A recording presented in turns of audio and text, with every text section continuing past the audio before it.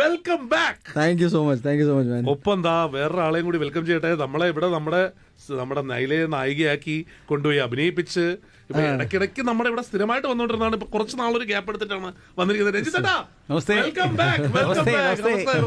സുഖാണോ? സുഖമായിരിക്കുന്നു. വീണ്ടും അടുത്ത ആദ്യം ഞാൻ ഇത് നമ്മുടെ ജനങ്ങൾക്കും കൂടി വേണ്ടിയിട്ട് പറയുന്ന ഒരു കാര്യം. നമുക്ക് കഴിഞ്ഞ വിഷുവിന് അല്ലെങ്കിൽ ഈ പെരുന്നാൾ വിഷു കാലഘട്ടത്തിൽ ഒരു 3 സിനിമകൾ റിലീസാവുന്നു. അതിൽ 2 സിനിമകൾ ഭയങ്കര ഹൈപ്പ് ചെയ്ത് മുന്നോട്ട് പോകുന്നു. അപ്പം നമുക്കറിയാം ആ 2 സിനിമകളും ഭയങ്കരമായിട്ട് കയറി ഇത് ചെയ്യും. പക്ഷെ ഇതിനിടയിൽ ഒരു സിനിമ വന്ന് ഈ 2 സിനിമകളോടൊപ്പം ഫൈറ്റ് ചെയ്തുകൊണ്ട് ഏറ്റവും മികച്ച അഭിപ്രായം നേടി മുന്നേറുക എന്ന് പറയുന്നത് ഒരു ചെറിയ കാര്യമല്ല. അതിനാദ്യം കൺഗ്രാറ്റുലേഷൻസ് പറഞ്ഞു തുടങ്ങട്ടെ നിങ്ങൾക്ക് 2 പേർക്കും. കാരണം അതിനകത്ത് ഇപ്പൊ ഉണ്ണി ഇന്നലെ നമ്മൾ സംസാരിച്ചപ്പോഴും പറഞ്ഞൊരു കാര്യമുണ്ട്. അത് ആദ്യം ഡയറക്ടറിലോട്ട് ആ ക്വസ്റ്റ്യൻ പോകണം. കാരണം ഉണ്ണി ഇന്നലെ അത് പറഞ്ഞതാണ്. പേരിട്ടപ്പോൾ തൊട്ട് തുടങ്ങിയ വിവാദങ്ങൾ, അതായത് ജയ് ഗണേഷ്. അത് എനിക്ക് തോന്നുന്നു അതിന്റെ പ്രധാന കാരണം ഇപ്പം ജയ് ഗണേഷ് എന്ന് ഇട്ടിട്ട് ഇപ്പൊ വേറൊരാളെയാണ് നിങ്ങൾ ഹീറോ ആക്കിയിരുന്നതെങ്കിൽ ഒരുപക്ഷെ ഈ വിവാദങ്ങൾ വന്നില്ല എന്ന് തന്നെ വരാം. പക്ഷേ കറക്റ്റ് ടൈം ഇത് മിത്ത് വിവാദം വന്ന സമയം, അതേ സമയത്ത് തന്നെ ഉണ്ണിയ നായകനായി ജയ് ഗണേഷ് എന്ന് പറഞ്ഞ പടം വരുന്നു. രഞ്ജിത്തേട്ടൻ എന്തായിരുന്നു? രഞ്ജിത്തേട്ടൻ എത്രയോ നാൾ മുമ്പ് ഉണ്ണിയുടെ അടുത്ത് കഥ പറഞ്ഞില്ല. അത് ഇന്ന് പോയിട്ട് കഥ പറഞ്ഞിട്ട് നാളെ മറ്റേ വിവാദം വരികയല്ലേ, എന്നാൽ നമുക്ക് സിനിമ ചെയ്യാമെന്നല്ലല്ലോ അത് ഉണ്ടായിരിക്കുക. സ്വാഭാവികമായിട്ട് ബുദ്ധിയുള്ള ആർക്കും മനസ്സിലാവും. പക്ഷെ എന്തായിരുന്നു രഞ്ജിത്തേട്ടൻ അന്ന് തോന്നിയത്? വിവാദം വന്നപ്പോഴോ എനിക്ക് സന്തോഷമായിരുന്നു. അല്ല, എനിക്ക് ആ വിവാദം ഉണ്ടാക്കിയവര് കുറ്റം പറയാൻ തോന്നിയില്ല. കാരണം അവരുടെ പോയിന്റ് ഓഫ് വ്യൂ കറക്റ്റാ. കാരണം ആരെങ്കിലും അങ്ങനെ ചിന്തിച്ചു സ്വാഭാവികമായും ഒരു വലിയ സ്വർഗത്തിലേക്കാണ് രഞ്ജിത്ത്. ഏതിലേക്കാ കഴിഞ്ഞിട്ട് പിന്നെ സ്വർഗത്തിലേക്ക് പോകുള്ളൂ. അല്ല, അത് ഇറ്റ്സ് ഓൺലി നാച്ചുറൽ. നമ്മളൊരു ചിന്തിച്ചു കഴിഞ്ഞാൽ ഒരു വലിയ വിവാദം ഉണ്ടായിരിക്കുക, അതിന് കുറച്ച് കഴിയുമ്പോൾ ഒരാൾ ഇങ്ങനെ ഒരു പേര് അനൗൺസ് ചെയ്തിരിക്കുക. അപ്പൊ അതിൽ ഉണ്ണിയൊക്കെ അഭിനയിക്കുമ്പോൾ സ്വാഭാവികമായിട്ടും തോന്നും. അങ്ങനെ ഒരു സ്വാഭാവികമായിട്ട് തോന്നും. അതെ, തോന്നുന്നതിന് കുറ്റം പറയാൻ പറ്റില്ല. അല്ലെങ്കിൽ നമ്മൾ കുറ്റം പറഞ്ഞിട്ടില്ല. അപ്പൊ പക്ഷേ അതിന്റെ യാഥാർത്ഥ്യം അതെ, പക്ഷെ അതിന്റെ യാഥാർത്ഥ്യം എന്താണെന്ന് വെച്ചാൽ ഈ വിവാദം ഉണ്ടാവുന്നതിനേക്കാളും 1-2 മാസം മുമ്പ് ഈ ടൈറ്റിൽ ഫിലിം ചേംബർ രജിസ്റ്റർ ചെയ്തായിരുന്നു. അപ്പൊ പിന്നെ ഞാൻ വല്ല ഇല്ലുമിനാറ്റി ഒക്കെ ആവണം ഇതൊക്കെ നേരത്തെ മനസ്സിലാക്കി.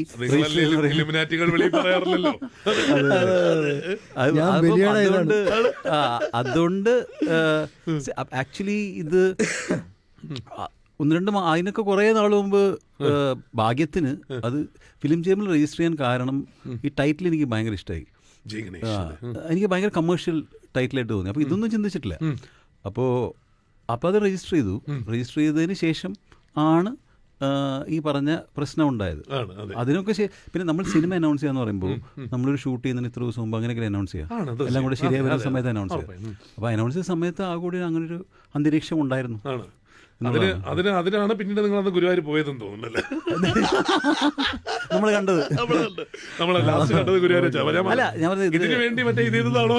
കാരണം ഉണ്ണി ഇന്നലെ പറഞ്ഞതാണ് ഏറ്റവും വലിയ കാര്യം. ഉണ്ണി പറഞ്ഞതെന്ന് വെച്ചാൽ എനിക്കത് ഒന്നും തോന്നില്ല. കാരണം ഫ്രീ മൈലേജ് ആണ് അല്ലേ? Actually it added on to the name അല്ലേ? ഒരു പേരിന് കൂടുതൽ ആക്കം കൂട്ടുകയല്ലേ ചെയ്തത്? അല്ല, അങ്ങനെയൊക്കെ നമുക്ക് ചിന്തിക്കാൻ പറ്റില്ല. ബിക്കോസ് ഇതെന്താ പറയുക, ഇത് ഒരു പരിധിക്കപ്പുറത്ത് എൻ്റെ കൺട്രോളുള്ള കാര്യങ്ങളല്ല. നമ്മുടെ കൺട്രോൾ ഉള്ളത് എന്താണെന്ന് വെച്ചാൽ ഒരു നല്ല കഥ കണ്ടുപിടിക്കുക, അതിൽ ആക്ട് ചെയ്യുക, ആൻഡ് നല്ല പ്രൊഡക്റ്റ് ക്വാളിറ്റി മെയിൻറ്റെയിൻ ചെയ്യുക, പ്രൊഡക്ഷൻ ക്വാളിറ്റി മെയിൻറ്റെയിൻ ചെയ്യുക, അത് മാന്യമായ രീതിയിൽ തിയേറ്ററിലേക്ക് എത്തിക്കാൻ ശ്രമിക്കുക. പിന്നെ ഇപ്പോൾ ഈ പറയുന്ന പോലെ വലിയ റിലീസുകളൊക്കെ വരുമ്പോഴും എൻ്റെ ആഗ്രഹം എന്ന് വെച്ചാൽ, ഞാൻ വിശ്വസിക്കുന്നു ഈ സിനിമയ്ക്ക് ഏറ്റവും ഉചിതമായ ഡേറ്റ് ഇതാണ്. ബിക്കോസ് ഒരു ഫാമിലി സിനിമയാണ്, കുട്ടികൾക്ക് ഇഷ്ടപ്പെടും, വെക്കേഷൻ സമയമാണ്. So what better then Vishu release വരുമ്പോൾ. അപ്പോൾ ഇതൊക്കെ എൻ്റെ കൺട്രോളുള്ള കാര്യങ്ങളായതുകൊണ്ട് ഞാൻ ഭംഗിയായിട്ട് ചെയ്തു എന്ന് എനിക്ക് വിശ്വാസമുണ്ട്. ബാക്കിയെല്ലാം totally not in my control. അപ്പോൾ പിന്നെ എന്താ പറയുക, ഈ പറഞ്ഞതുപോലെ എൻജോയ് ചെയ്യുക എന്ന് മാത്രമേ ഉള്ളൂ. ഒരു പോയിന്റിൽ ഇപ്പോൾ നിങ്ങൾ രണ്ടുപേരും ഡിസ്കസ് ചെയ്ത് ഉണ്ണി ആയതുകൊണ്ട് ഇതൊരു വിവാദമായി, ഞാനത് അത്രയും അതായിട്ട് എടുക്കുന്നത് ഞാനായതുകൊണ്ട് എന്തുകൊണ്ട് വിവാദമായി എന്നാണ് എൻ്റെ ചോദ്യം. അല്ല, അത് ശരിക്കും പറഞ്ഞാൽ അതാണ് ഞാൻ പറഞ്ഞത്. കാരണം എന്താണെന്ന് വെച്ച് കഴിഞ്ഞാൽ ഇപ്പോൾ ഒരു പക്ഷെ വേറെ ആളായിരുന്നെങ്കിൽ വേറെ ആരും അത് ഏറ്റെടുക്കില്ലായിരുന്നു എന്ന് എനിക്ക് തോന്നുന്നു. So that's A sad thing for me. ഞാനിപ്പോൾ ഇന്ന് വേറെ പ്രസ് മീറ്റിൽ പറഞ്ഞു, ഇത് ഞാൻ ഇന്ന് നടൻ അനുഭവിച്ചുകൊണ്ടിരിക്കുന്ന ഏറ്റവും വലിയൊരു ചലഞ്ചാണ്. ഐ ഫീൽ ഒരു 2 വർഷം കൂടി ഇതിങ്ങനെ നടക്കും, പിന്നെ ആൾക്കാർക്ക് ബോറടിക്കും എന്ന് വെച്ചാൽ ഇവന് ഇതന്നെ പറഞ്ഞുകൊണ്ടിരിക്കുന്നത്, വേറെ ഒന്നും പറയില്ലല്ലോ എന്ന് പറഞ്ഞിട്ട് ഏതെങ്കിലും ഭാഗ്യകെട്ടവൻ വേറൊരു നടനിലേക്ക് വേറെ ഏതിലേക്ക് പോകും. ഞാൻ വെയിറ്റ് ചെയ്യാം ആരെങ്കിലൊക്കെ വന്ന മറ്റേ ട്രോഫി അങ്ങോട്ട് കൊടുക്കാന്നല്ലേ. അല്ലെ, അതിനകത്ത് ഞാൻ പറഞ്ഞ വെച്ചാൽ ഫസ്റ്റ് ടൈം എവർ ആണല്ലോ ഉണ്ണി ഒരു ഡിഫറെന്റ്ലി ഏബിൾഡ് ആയിട്ടുള്ള ഒരു ക്യാരക്ടർ ചെയ്യുന്നത്. ഇതിനു മുമ്പ് ഒരിക്കലും അതാണ് പറയാം എപ്പോഴും ഉണ്ണിയുടെ ശാരീരിക എന്താ പറയുന്ന മാക്സിമം അത് യൂസ് ചെയ്യുക എന്നുള്ളതാണല്ലോ എല്ലാവരും ചെയ്യാൻ മാക്സിമം ശ്രമിക്കുന്നത്. അത് എനിക്ക് തോന്നുന്നു എപ്പോഴൊക്കെ ഉണ്ണി അത് ബ്രേക്ക് ചെയ്തിട്ടുണ്ടോ അപ്പോഴൊക്കെ ഭയങ്കര ഡിഫറൻസ് ഉണ്ടായിട്ടുണ്ട്. മേപ്പടിയാണ്. അതായത് ഉണ്ണി ആദ്യമായി വയറൊക്കെ വെച്ച് വന്നപ്പോ അത് സൂപ്പർ ഹിറ്റ് ആണ്. മലയപ്പുറത്തിന്റെ കാര്യം വേറെയാണ്. പക്ഷേ ഞാൻ പറഞ്ഞതെന്ന് വെച്ചാൽ ഇവിടെ ഡിഫറെന്റ്ലി ഏബിൾഡ് ആയിട്ട് വരുമ്പോ അടുത്തൊരു സൂപ്പർ ഹിറ്റ് വരുന്നു. അല്ല, ഇതിന്റെ സംഭവം എന്ന് വെച്ചാൽ അറ്റ്ലീസ്റ്റ് ഞാൻ വിശ്വസിക്കുന്നത് ഞാൻ ഒരു ജെനുവിൻ എഫേർട്ട് എടുക്കുന്നുണ്ട്. അതിൻ്റെ സക്സസ് ആയിട്ടാണ് ഞാൻ ഇതിനെ കാണുന്നത്. മാത്രമല്ല ഡെഫിനറ്റ്ലി എൻ്റെ ഇനീഷ്യൽ കരിയറിൽ ഞാൻ ഒരു ടൈപ്പ് ഓഫ് ആക്ടറാണെന്ന് എൻ്റെ അടിച്ചേൽപ്പിച്ചപ്പോൾ 2018 എടുത്ത തീരുമാനമാണ് ഞാനത് മാറ്റും. I will try my best. 2024 ആകുമ്പോഴേക്കും ഐ തിങ്ക് ഓവർഡോസ് ഓഫ് നന്മയായി പോയി എനിക്ക് തോന്നുന്നു. അതുകൊണ്ട് 2024 മെയ് മാസം മുതൽ നമ്മുടെ ആക്ഷൻ സിനിമകളിലേക്ക് തിരിച്ചു പോവാം. So that's the best part. പിന്നെ ഈ ക്യാരക്ടറിൻ്റെ ചലഞ്ച് എന്താണെന്ന് വെച്ചാൽ പൊതുവേ ആൾക്കാർ ബോഡി ലാംഗ്വേജും ഇതൊക്കെയാണ് മെയിൻറ്റെയിൻ ചെയ്യുന്നത്. നമ്മൾ ഈ ഒരു വീൽ ചെയറിൽ കൺഫൈൻഡ് ആയി കഴിഞ്ഞാൽ പിന്നെ പ്രത്യേകിച്ച് അങ്ങനെ ഒരു ശരീരം വെച്ചിട്ട് അല്ലെങ്കിൽ ബോഡി ലാംഗ്വേജ് വെച്ചിട്ടുള്ളൊരു അഭിനയമൊന്നുമില്ല. Then it is all about ഒരു എന്താ പറയുക ഇത്രയും ടൈറ്റിൽ പോകുന്ന ക്യാരക്ടറായി മാറിയത്. That was a great challenge. ഞാൻ ഭയങ്കരമായിട്ട് എൻജോയ് ചെയ്തു. എനിക്ക് ഒരുപാട് സന്തോഷമുണ്ട്. എൻ്റെ ഏറ്റവും ബെസ്റ്റ് എന്ന രീതിയിലാണ് ഇപ്പോൾ റിവ്യൂസ് എൻ്റെ ഇമോഷണൽ ജേർണി ഭയങ്കര ഇൻട്രസ്റ്റിംഗ് ആയിരുന്നു. And I have come out of it as a better person എന്ന് പറയാം. അതാണ് അബ്സല്യൂട്ട്ലി. നേരത്തെ ഇന്നലെ നമ്മൾ ഉണ്ണിയോട് സംസാരിച്ചപ്പോൾ ഉണ്ണി പറഞ്ഞതാണ് രഞ്ജിത്ത് ശങ്കർ സിഗ്നേച്ചർ ഉണ്ട് ആ പടത്തിൽ എന്നുള്ളത്. രഞ്ജിത്തിന്റെ എപ്പോഴും നമ്മൾ ശ്രദ്ധിച്ചിട്ടുള്ള ഒരു കാര്യം എന്താണെന്ന് വെച്ച് കഴിഞ്ഞാൽ എപ്പോഴും ഒരു സോഷ്യൽ ഇഷ്യൂ അല്ലെങ്കിൽ സോഷ്യലി റെലവൻ്റ് ആയിട്ടുള്ള ഒരു സംഭവം അതിപ്പോൾ പ്രേതം പോലെ ഒരുപക്ഷെ ഒരു എന്താ പറയുക ഒരു വളരെ നമുക്ക് സൂപ്പർഫിഷ്യലായിട്ടുള്ള ഒരു സ്റ്റോറി പറയുമ്പോഴാണെങ്കിൽ കൂടിയും അതിനകത്തും പറയുന്നത് ഈ കാലഘട്ടത്തിലെ ഇൻ്റർനെറ്റ് യൂസേജിൻ്റെയോ അല്ലെങ്കിൽ ആ രീതിയിലുള്ള ഒരു സോഷ്യൽ ഇഷ്യൂ എപ്പോഴും ഉണ്ടാവും. ഇതിനകത്ത് നമ്മൾ കാണുമ്പോൾ തന്നെ ഒരു ഡിഫറെൻ്റ് ഏബിൾ പേഴ്സണിൻ്റെ ഒരു പ്രശ്നം പറയുന്നുണ്ടെന്നുള്ളത് അറിയാം. പക്ഷെ അതല്ലാണ്ട് ഒരു അണ്ടർലൈങ് സോഷ്യൽ ഇഷ്യൂവും കൂടി ഇതിനകത്ത് പറയുന്നുണ്ട് അല്ലേ? അതെന്താണെന്ന് തിയേറ്ററിൽ പോയി കാണണമെന്നല്ലേ പറയുന്നത്. പ്ലീസ്. അപ്പോൾ എങ്ങനെയാണ് അങ്ങനെ ഒരു ക്യാരക്ടറിലൂടെ എത്തിപ്പെട്ടത്? ആയതന്നെ നേരത്തെ പറഞ്ഞതിൻ്റെ ഒരു നേരത്തെ തമാശയായിട്ട് പറഞ്ഞ ആക്ച്വലി ഇപ്പോൾ ഗണേഷ് എന്ന് പറയുന്ന ആള് നമ്മളെപ്പോലെയൊക്കെ തന്നെ ഉള്ളൊരു ആയിരുന്നു.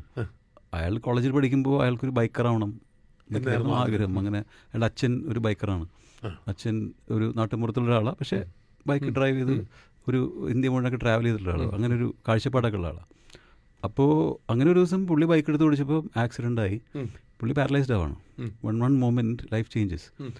അപ്പോൾ അയാൾ നമുക്ക് രണ്ട് കാര്യമുണ്ട്. നമ്മുടെ ലൈഫിൽ ട്രാജഡി ഉണ്ടായി കഴിയുമ്പോൾ നമ്മൾ ചിലപ്പോൾ നമ്മളുടെ ഹിഡൻ ടാലൻസ് നമ്മൾ ഡിസ്കവർ ചെയ്യുന്നൊരവസ്ഥയുണ്ട്. അപ്പോൾ അയാൾ basically he was an artist. അപ്പോൾ അയാൾ വെറുതെ ഇരിക്കുക എന്ന് പറയുമ്പോൾ ഒന്നുമില്ല, ഫ്രണ്ട്സില്ല, ഒന്നുമില്ലല്ലോ. ആ സമയത്ത് അയാളുടെ ആർട്ടിസ്റ്റിക്കൽ ടാലൻസ് ഉപയോഗിച്ചിട്ട് അയാൾ ക്രിയേറ്റ് ചെയ്യുന്ന ഒരു കാർട്ടൂൺ ക്യാരക്ടറാണ് ആക്ച്വലി ജയ് ഗണേഷ്. അതുകൊണ്ട് ഞാൻ ടൈറ്റിലേക്ക് തിരിച്ചു വന്നത്. ലൈക്ക് എന്തുകൊണ്ടത് ആപ്റ്റ് ടൈറ്റിലാവുന്നു എന്ന് വെച്ചാൽ so Jai Ganesh is basically cartoon character which is created by Ganesh. അപ്പോൾ അതെന്ന് പറഞ്ഞാൽ ഇപ്പോൾ നമ്മുടെ ചോട്ടാ ഭീം എന്നൊക്കെ പറയില്ലേ, ചോട്ടാ ഭീമിന് ലഡു കഴിക്കുമ്പോഴാണ് പവർ കിട്ടുന്നത്.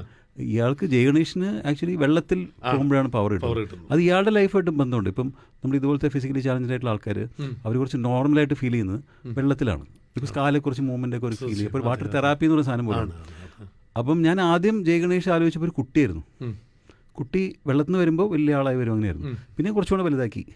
അതെന്താ കാരണം വെച്ചാൽ എനിക്ക് ഓർമ്മ ഉന്നോട് അല്ല ഇപ്പോഴും നമ്മൾ മാറ്റിയിട്ടില്ല. ഉണ്ണിയല്ലേ വിളിച്ചിരിക്കണ ഉണ്ണി അല്ല അല്ല അല്ല അങ്ങനെയായിരുന്നു ഉണ്ണി. അതെ ഉണ്ണി. അത് മാറ്റാൻ അല്ല അതിന് മാറ്റാൻ കാരണം എന്താ വെച്ചാൽ ഉണ്ണിയാണ് അതിന് കാരണം. ഉണ്ണിക്ക് മനസ്സിലായിട്ടില്ല അതിന് കാരണം ഉണ്ണിയാണെന്നുള്ളത്.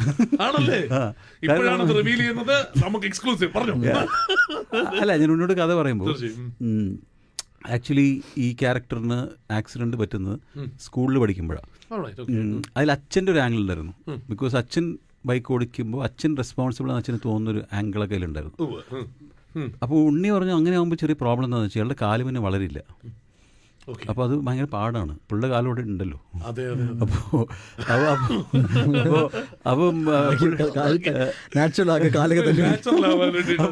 അപ്പോൾ അല്ല ഞാൻ അപ്പോൾ എനിക്ക് ഉണ്ണി ഭയങ്കര ഇമ്പ്രസ്ഡ് ആയത് അപ്പോഴാണ് ആക്ച്വലി. കാരണം പുള്ളി അത് അറിയാമല്ലോ, എനിക്കത് അറിയില്ലായിരുന്നു. അപ്പോൾ പുള്ളിക്കൊരു ഫ്രണ്ട് ഉണ്ട് ആക്ച്വലി ഇതുപോലെ അതുകൊണ്ട് പുള്ളിക്ക് അറിയാവുന്ന. അപ്പോൾ നമുക്ക് എപ്പോഴും അങ്ങനെ അറിയുന്നത്. ഇപ്പോൾ ഞാൻ സുധി വാൽമീകി ചെയ്യുമ്പോൾ എൻ്റെ വളരെ അടുത്ത ഫ്രണ്ടാണ് സുധി എന്ന്. അപ്പോൾ അതുള്ളതുകൊണ്ട് എനിക്ക് കുറേ, അല്ലെങ്കിൽ നമുക്ക് വിൽക്കെന്ന് പറഞ്ഞാൽ അങ്ങനെ തമാശയായിട്ടുള്ളൊരു സംഭവം അങ്ങനെയല്ല. അപ്പോൾ ഉണ്ണിക്ക് അങ്ങനെ ഒരാളെ അറിയാവുന്നതുകൊണ്ട് അത് എനിക്ക് ഭയങ്കര കോൺഫിഡൻസ് ആയി. കാരണം പുള്ളി ആളെ കണ്ടിട്ടുണ്ട്, അയാൾ അറിയാം. അപ്പോൾ നമ്മൾ ഉദ്ദേശിച്ച ആറ്റിറ്റ്യൂഡുള്ള ഒരാളാണ്. അപ്പോൾ അതുകൊണ്ട് കുട്ടി മാറ്റി വലുതാക്കിയത്. കാരണം ആക്സിഡന്റ് കോളേജിൽ പഠിക്കുമ്പോഴാക്കി, അതുകൊണ്ട് പുള്ളി വലുത്. അപ്പോൾ ഞാൻ ഉദ്ദേശിച്ചത് ഇപ്പോൾ ജയ് ഗണേഷ് അപ്പോൾ ജയ് ഗണേഷ് ആക്ച്വലി ഒരു ഞാൻ ആലോചിച്ചിട്ടുള്ളത് ആസ് എ ഇപ്പോഴത്തെ കാലത്തുള്ള കുട്ടികളില്ലേ, ആ കുട്ടികൾക്ക് കേട്ടർ ചെയ്യുന്ന ഒരു ഫിലിം ഉണ്ടാക്കുക എന്ന് പറയുന്നത് ഭീകരമായിട്ടുള്ളൊരു ചാലഞ്ചായിട്ട് എനിക്ക് തോന്നുന്നു. ഒരിക്കലും വർക്കാവില്ല. അപ്പോൾ അത് ട്രൈ ചെയ്യുക എന്നുള്ള രീതിയിലാണ് നമ്മൾ അറ്റംപ്റ്റ് ചെയ്തത്. പക്ഷേ ഇപ്പോഴത്തെ കുട്ടികൾക്ക് എന്ന് പറഞ്ഞിട്ടുണ്ടെങ്കിൽ നമ്മൾ കുട്ടികളുടെ സിനിമ പലപ്പോഴും ഉണ്ടാകുമ്പോൾ, ഇത് കുട്ടികളുടെ സിനിമ ഞാൻ പറഞ്ഞില്ല, ബട്ട് സ്റ്റിൽ ഇപ്പോൾ ഞാൻ പറയട്ടെ, ഇപ്പോൾ ഒരു മാർവലിൻ്റെ ഫിലിംസ് ഒക്കെ ഇല്ലേ, അതുകൊണ്ട് ഞാൻ കമ്പയർ ചെയ്യില്ല കേട്ടോ. ഞാൻ പറയുന്നത് അതിൽ ഭയങ്കരമായിട്ട് ത്രിൽസ് ഉണ്ട്. അതിൽ ഇപ്പോൾ ഈ സോഷ്യൽ ഇഷ്യൂസ് ഇല്ലേ, ഈ സോഷ്യൽ ഇഷ്യൂസ് പോലും ഉണ്ട്. ഇപ്പോൾ നമ്മുടെ എൻ ഗെയിമിൽ താനൂസ് എന്തുകൊണ്ട് destroyed half of the population, കുട്ടികൾ നമുക്ക് എക്സ്പ്ലെയിൻ ചെയ്ത് തരും. Because they are more concern about environment. നമ്മൾ അവർ അണ്ടർ എസ്റ്റിമേറ്റ് ചെയ്യണം. അപ്പോൾ ആ ടൈപ്പ് ഓഫ് കുട്ടികൾക്ക് ബേസിക്കലി ഉണ്ടാവുന്ന ടെംപ്ലേറ്റ് സ്റ്റോറി ഉണ്ടല്ലോ, അതാണ് Jai Ganesh. A weak hero. Why Unni? Because kids love Unni. Absolutely. അപ്പോൾ it is actually designed like that. Next question അതിലേക്കാണ് ഞാൻ പറഞ്ഞത് വെച്ചാൽ, ഈ കുട്ടികളുടെ എന്ന് പറഞ്ഞു കഴിഞ്ഞാൽ ഇന്നിപ്പോൾ മലയാളത്തിൽ പെട്ടെന്ന് ആലോചിക്കുന്നത്, പണ്ട് നമ്മൾ ലാലേട്ടനെ പറ്റിയിട്ടായിരിക്കുമല്ലോ പറയുന്നത്, കുട്ടികൾക്ക് ഇഷ്ടമുള്ള ഒരു സിനിമ എന്ന് പറയുമ്പോൾ. അതുപോലെയാണ് ഇപ്പോൾ ഉണ്ണിക്ക് ശരിക്കും എനിക്ക് തോന്നുന്നു മേ ബി അതിന് ഒരു വലിയ കാരണം മാളികപ്പുറവും കൂടിയാണെന്ന് പറയണം. മാളികപ്പുറവും കൂടി വന്നു കഴിഞ്ഞപ്പോൾ കുട്ടികൾക്ക് ഭയങ്കര ഇഷ്ടമുള്ള ഒരാളാണ്. ഞാൻ എൻ്റെ ഒരു അനുഭവം പറയാം, ഉണ്ണിയുടെ ഈ കുട്ടികളുടെ ഇഷ്ടത്തിൻ്റെ ഒരു സംഭവം പറയാം. എന്ന് വെച്ചാൽ എനിക്ക് ബെൽസ് പാൽസി വന്ന് ഞാൻ അവിടെ ആശുപത്രിയിൽ കിടക്കുന്ന സമയത്ത്, നമ്മുടെ അനന്തപുരിയിൽ കിടക്കുന്ന സമയത്ത് ഉണ്ണി വന്നു. അപ്പോൾ നമ്മളെ കാണാൻ കുറച്ച് ആൾക്കാർ വരുന്നപ്പോൾ അതിൽ ഉണ്ണി വന്നു. എന്താ സംഭവം എന്ന് വെച്ച് കഴിഞ്ഞാൽ, ഉണ്ണി കയറി വന്നെന്ന് പറഞ്ഞാൽ നമ്മൾ പറഞ്ഞിട്ട് PR ഇങ്ങനെ ബാക്കിലൂടെയൊക്കെ കൊണ്ടുവന്ന് ഇവിടെ കയറി കഴിഞ്ഞ് എൻ്റെ റൂമിൻ്റെ ഫ്രണ്ടിൽ മുഴുവൻ കുട്ടികൾ വന്ന് നിൽക്കുകയാണ്. വേറെ ഒന്നിനുമല്ല, ഉണ്ണി ഒന്ന് കാണണം, ഉണ്ണിയുടെ കൂടെ ഫോട്ടോ എടുക്കണം എന്നുള്ളതാണ്. അപ്പോൾ ഡോക്ടർ പറഞ്ഞല്ലേ, അതേ വയ്യാത്ത കുട്ടികളാണ്, ഫോട്ടോ എടുക്കണമെന്നാ ഡെഫിനറ്റ്ലി നമുക്ക് എടുക്കാം, ഒരു കുഴപ്പമില്ല. പക്ഷെ അത് കാരണം എന്ത് ചെയ്യുന്നത്, എന്നെ റൂം മാറ്റിയവര്, നിങ്ങൾ ഇവിടെ കിടന്നാലേ ഇവിടെ പ്രശ്നമാണെന്ന് പറഞ്ഞിട്ട് ഇത് ചെയ്തിട്ട്. ഞാൻ പറഞ്ഞു വെച്ചാൽ അത്രയും അധികം കുട്ടികൾക്ക് ഭയങ്കര ഇഷ്ടമാണ്. അത് വലിയൊരു ഭാഗ്യമാണ്. എന്ന് വെച്ചാൽ അതും ഒരു കരിയറിൻ്റെ ഒരു പർട്ടിക്കുലർ പോയിന്റിലാണ് ഈ ഒരു ട്രാൻസിഷൻ സംഭവിച്ചത്. But GLAAD. ഇപ്പോൾ ഇങ്ങനത്തെ സിനിമ ഇപ്പോൾ എനിക്ക് ഇഷ്ടമാണ് ഈ കഥ കേൾക്കുന്നതും, ഈ എസ്പെഷ്യലി ഒരു ടൈപ്പ് ഓഫ് കഥ വേറെ ഇതിനകത്ത് സെൻസ് ഓഫ് ഫാൻറ്റസി, അല്ലെങ്കിൽ ഒരു ഭയങ്കരമായ സെൻസ് ഓഫ് ഹോപ്പ്. ഈ നായകൻ എന്ത് ചെയ്യും, അയാൾ എങ്ങനെ അതിജീവിക്കും ഈ പ്രശ്നത്തെ. ആൻഡ് മൊത്തത്തിൽ ഇപ്പോൾ ഇതിൽ നമ്മൾ സൂപ്പർ ഹീറോ എലിമെൻ്റ് എന്ന് പറയുമ്പോൾ, നമ്മൾ ഇതിൽ ഒരു കാര്യം ഞാൻ പറഞ്ഞ എന്താ പറയുക, ഇയാൾ എന്തായാലും എണീറ്റ് നിന്ന് പറക്കാൻ പോകുന്നില്ല, അങ്ങനത്തെ ഒരു സൂപ്പർ ഹീറോ അല്ല. ആ സെൻസിലല്ല സൂപ്പർ ഹീറോ എന്ന് പറയുന്നത്. സൂപ്പർ ഹീറോയിസം ഒരു പെർട്ടിക്കുലർ പോയിന്റ് ആണല്ലോ, പക്ഷെ ഇങ്ങനെയല്ലല്ലോ ഞാൻ പടം അനൗൺസ് ചെയ്തപ്പോ പറഞ്ഞു. ഇതില് നമുക്കൊരു എന്നെ ടോർച്ചർ ചെയ്തിട്ട് എല്ലാരും എന്നോട് പറക്കൂ ഗണപതിയായിട്ട് വരൂ. ഇപ്പൊ നമ്മൾ പടം റിലീസായിട്ട് പറയുമ്പോ പറയണ്ട, ഞാൻ കണ്ടോളാം. അല്ല, പക്ഷെ മിഥുനാണ് ചോദിച്ചത്. അല്ല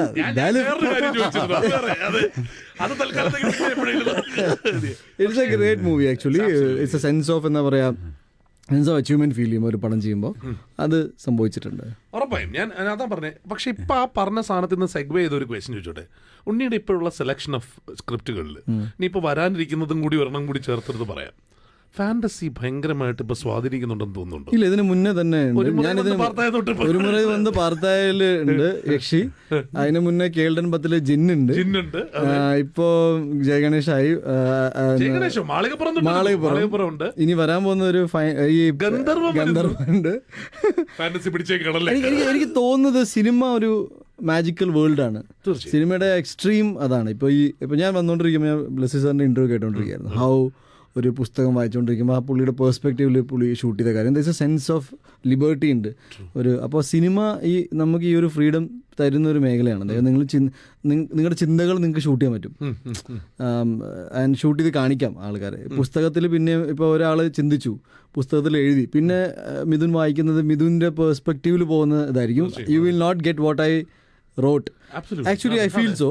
പക്ഷെ സിനിമയ്ക്ക് എനിക്ക് if I can think it I can shoot it എന്ന് ഇതുണ്ട്. അപ്പോൾ അതുകൊണ്ട് ഐ ഫീൽ എനിക്ക് എപ്പോഴും ഒരുപാട് ഇത്തരം കഥകളും ഇത്രയും ഫാൻറ്റസി ബേസ്ഡ് കാര്യങ്ങളൊക്കെ എന്നെ ഭയങ്കരമായിട്ട് എക്സൈറ്റ് ചെയ്തിട്ടുണ്ട്. സോ ഗിവൻ എ ചോയ്സ് ഇങ്ങനെ കഥകൾ കേട്ടുകൊണ്ടിരിക്കുമ്പോൾ ഈ ഒരു ഏരിയയിലേക്ക് പോവുകയാണെങ്കിൽ ഡെഫിനറ്റ്ലി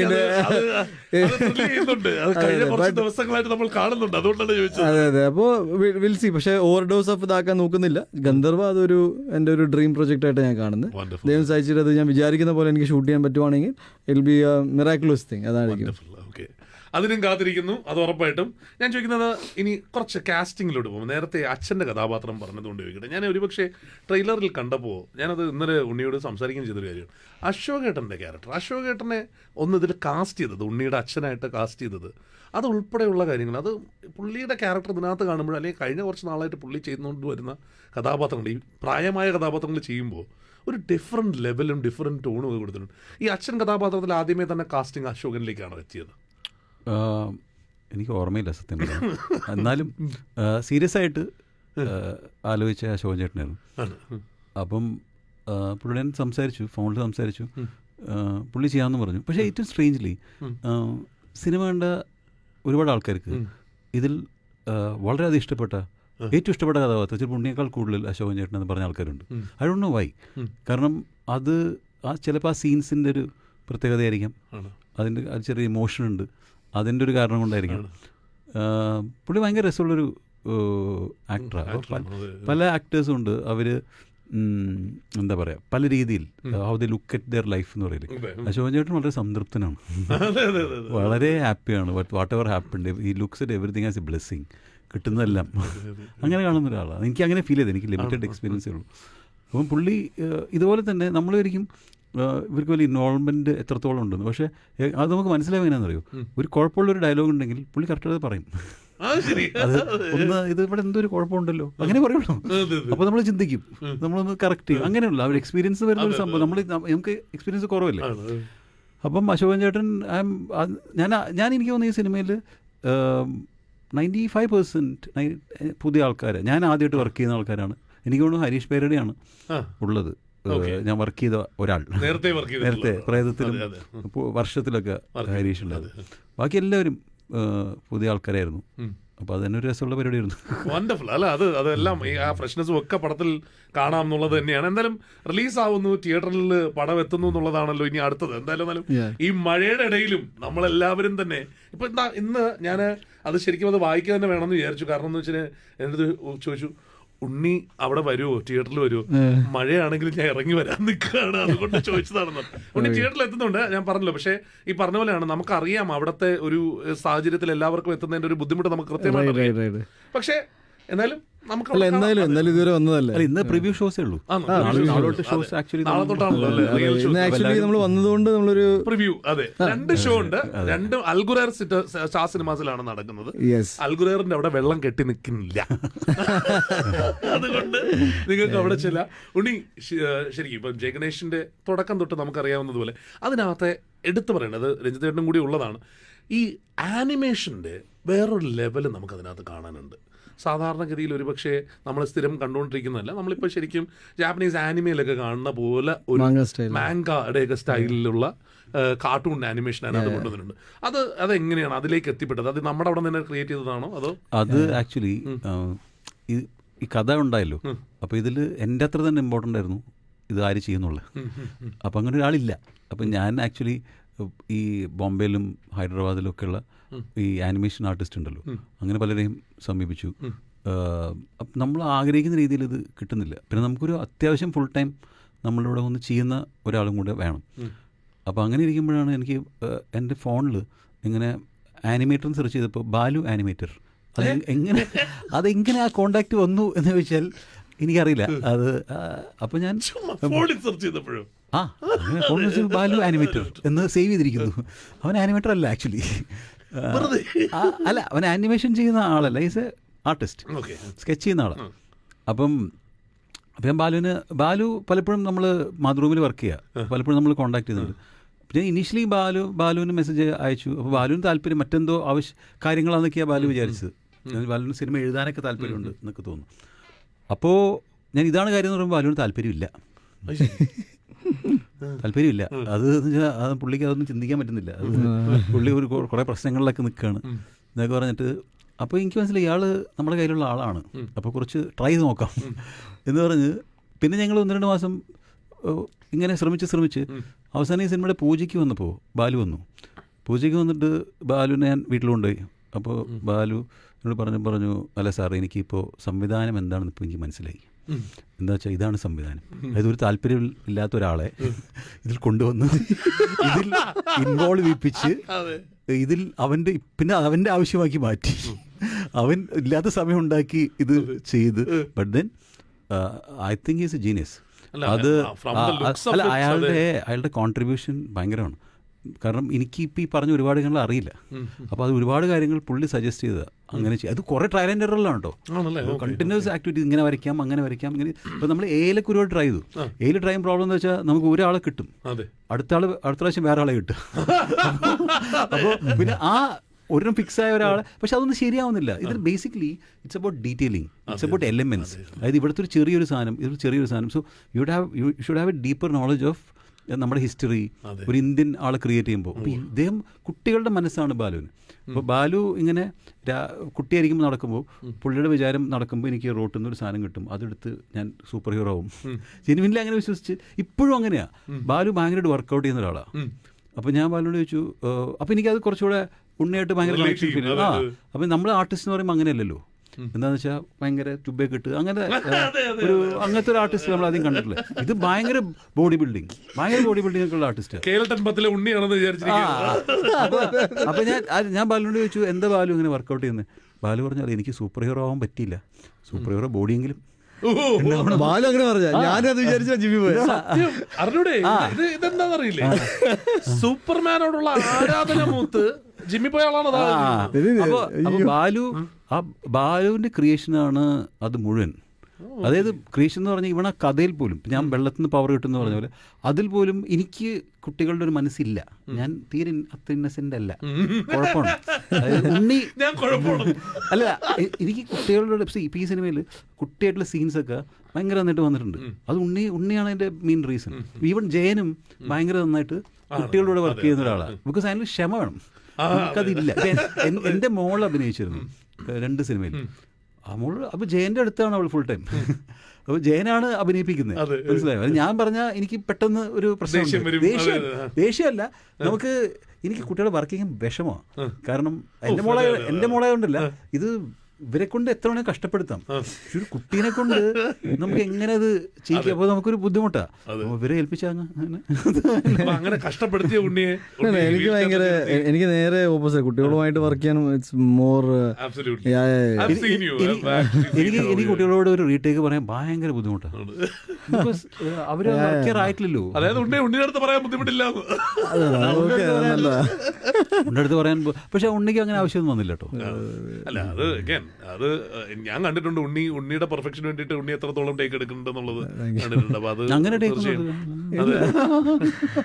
അത് അത്രത്തോളം കമ്മിറ്റഡ് ആയിട്ട് ഉണ്ണിയുടെ ഒരു രസം എന്തായിരുന്നറിയോ, ഉണ്ണി സിനിമ ഷൂട്ട് ചെയ്യുമ്പോഴേ എനിക്ക് ഭയങ്കര ഇൻട്രസ്റ്റിംഗ് ആയിട്ട് തോന്നിയ കാര്യം, ഇപ്പം നമുക്ക് പലപ്പോഴും ആക്ച്വലി ഇത് എന്നെ സംബന്ധിച്ച് ഭയങ്കര ടഫ് റോളാണ് ഇത് ചെയ്യാൻ വേണ്ടിയിട്ട്. എന്ന് പറഞ്ഞാൽ ഇത് നമ്മൾ സ്ക്രിപ്റ്റ് എഴുതി കഴിഞ്ഞപ്പോൾ ഇത് നമുക്ക് പ്രോപ്പർലി ഷൂട്ട് ചെയ്ത് കൊണ്ടുവരാൻ പറ്റുമോ?